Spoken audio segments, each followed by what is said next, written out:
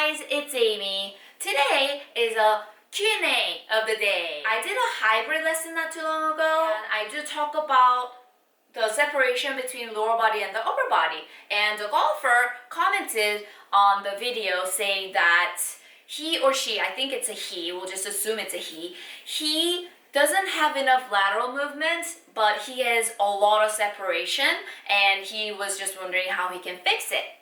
So when you tell me that you have too much separation, it just tells me that you're a little bit out of sync and you use too much rotation of the hips because you say you don't have enough lateral movement. Okay, so too much separation happens usually when you use 100% of the hips and 0% of your abs.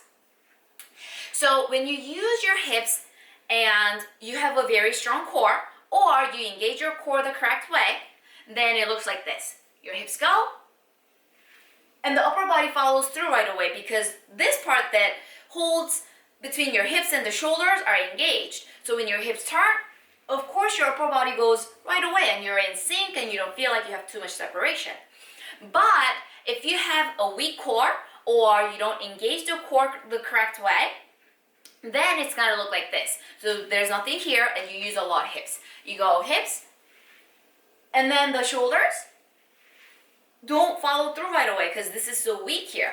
So when you use a lot of hips but zero abs, and these get kind of left behind and then they turn through later, this actually causes a lot of injuries. So to fix this, you have to feel like you're using 100% abs and 0% hips. If you do that correctly, then to me it's gonna look like you're using 50% abs and 50% hips, and that's what we're going for. Imagine you're running a 100-meter race. You're starting here and the finish line is here, and the ribbon, the finish line, ta-da, is here, okay? So you take it back and you have six-pack, right? And your six-pack is the number one thing that starts first, okay?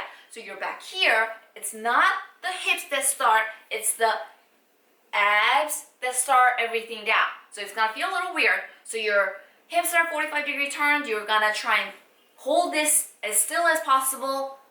Refrain from turning like that. So you're holding your hips as much as possible, like someone's holding your leg here so you can't rotate. And you're gonna use your abs as your number one thing that moves. So abs go boom, and then there's a finish line right here. Your abs have to finish number one. You see that? So the abs are finishing number one. Abs are still number one in this here. So watch. So from here, you don't want the hips. You don't want the hips finishing first. You want the abs to start as number one. You want the abs to cross the finish line as number one. Okay, so it's gonna look like your abs start.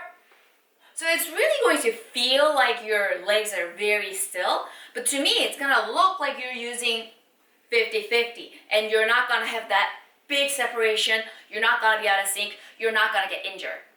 I hope this answers your question.